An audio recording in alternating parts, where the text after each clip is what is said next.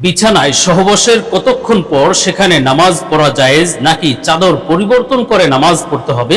বিতরের নামাজ কোন কোন সূরা দিয়ে পড়তে হয়? সন্ধ্যা হলে ঘরের দরজা জানালা না আটকালে কি ক্ষতি হয়?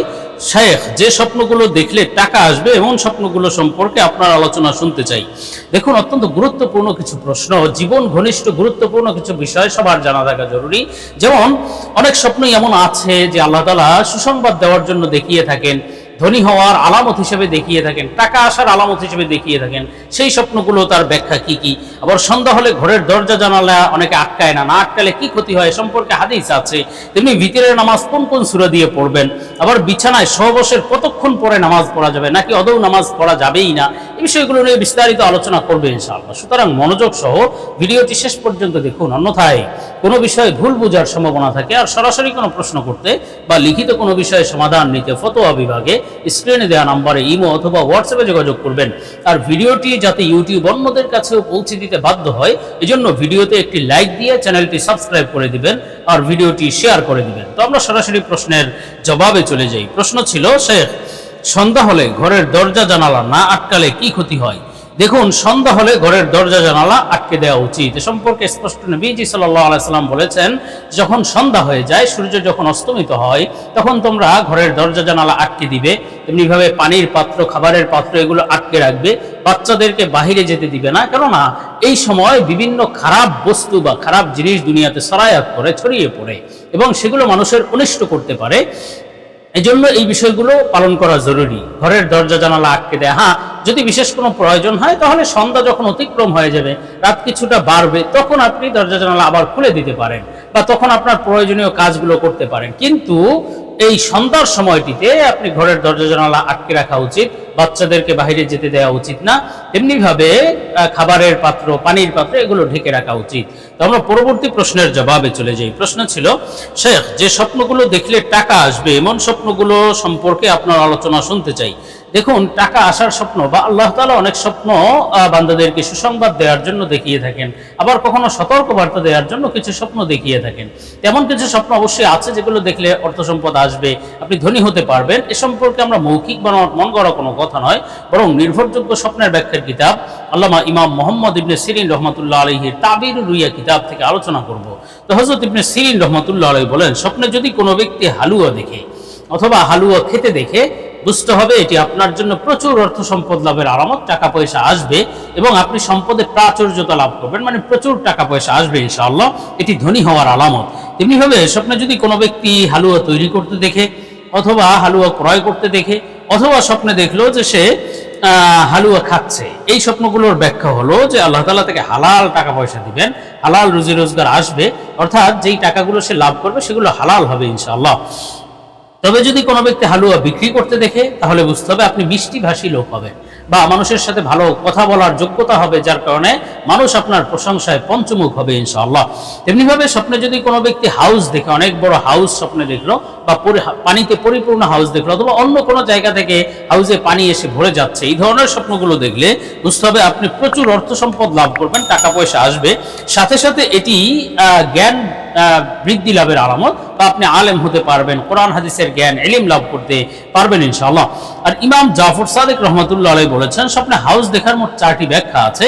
একটি হলো আপনি ধনী হতে পারবেন, আরেকটি ব্যাখ্যা হলো আপনি ব্যবসায় বা চাকরিতে লাভবান হতে পারবেন, আরেকটি হলো যে আল্লাহ তাআলা আপনাকে সম্মান মর্যাদা দান করবেন, আরেকটি হলো আপনি আলেম হতে পারবেন বা ইলম জ্ঞানী গুণী হতে পারবেন ইনশাআল্লাহ। আর ইমাম জাবের মাগরিবি রহমাতুল্লাহ আলাইহি বলেছেন, স্বপ্নে হাউজের পানি পান করতে দেখা, এটিও দুটি ব্যাখ্যা। একটি হলো ধনী হওয়ার আলামত, টাকা পয়সা আসবে, আর একটি হলো আপনি প্রশংসিত জীবন লাভ করবেন বা মানুষ আপনার প্রশংসা করবে ইনশাআল্লাহ। তেমনিভাবে স্বপ্নে যদি কোনো ব্যক্তি দেখে যে সে হাড্ডি স্বপ্ন দেখলো বা হাড়, কোনো প্রাণীর হাড় স্বপ্ন দেখাও কিন্তু অর্থ সম্পদ লাভের আলামত এবং আপনি সুখী জীবনযাপন লাভ করতে পারবেন। বিশেষভাবে যদি হালাল প্রাণীর হাড় দেখে, যেমন গরুর হাড় অথবা মহিষের, ছাগলের, এগুলো দেখলে এটি হালাল অর্থ সম্পদ, টাকা পয়সা পাওয়ার আলামত ইনশাআল্লাহ। আর ইমাম জাফর সাদিক রহমাতুল্লাহ আলাইহি বলেছেন, স্বপ্নে যদি কোনো ব্যক্তি গোশত সহ হাড় খেতে দেখে অর্থাৎ হাড় থেকে গোশত ছিঁড়ে ছিঁড়ে খাচ্ছে, এমন স্বপ্ন দেখলে বুঝতে হবে জীবনে কল্যাণ আসবে এবং আপনি অর্থ সম্পদ লাভ করতে পারবেন ইনশাআল্লাহ। আর ইমাম জাফর সাদেক রহমতুল্লাহ আলাইহি বলেছেন, হাড় স্বপ্নে দেখার মোট 7টি ব্যাখ্যা আছে। একটি ব্যাখ্যা হলো আপনি এত সম্পদ পাবেন, এত টাকা আসবে যেই টাকাগুলো পাওয়ার আশা পর্যন্ত আপনি করেননি, অর্থাৎ আপনি প্রচুর অর্থ সম্পদ পাবেন। আরেকটি ব্যাখ্যা হলো আপনার সন্তান লাভ হবে ইনশাআল্লাহ। আরেকটি ব্যাখ্যা হলো যে আপনি আত্মীয়তার সম্পর্ক আরো দৃঢ় হবে, আত্মীয়দের সাথে আপনার ভালো সম্পর্ক তৈরি হবে। আরেকটি ব্যাখ্যা হলো যে আল্লাহ তাআলা আপনাকে সম্মান মর্যাদা দান করবেন ইনশাআল্লাহ। তেমনিভাবে স্বপ্নে যদি কোনো ব্যক্তি হরিণ দেখে, এই হরিণ স্বপ্ন দেখার একটি ব্যাখ্যা হলো যে আপনার বিবাহ হয়ে যাবে ইনশাআল্লাহ। আরেকটি ব্যাখ্যা হলো যদি হরিণকে আপনি ধরতে দেখেন, অথবা হরিণ ক্রয় খরিদ করেছেন, অথবা হরিণের গোশত খেয়েছেন, এর একটি ব্যাখ্যা হলো যে আপনি অর্থ সম্পদ লাভ করতে পারবেন, জীবনে টাকা পয়সা আসবে ইনশাআল্লাহ।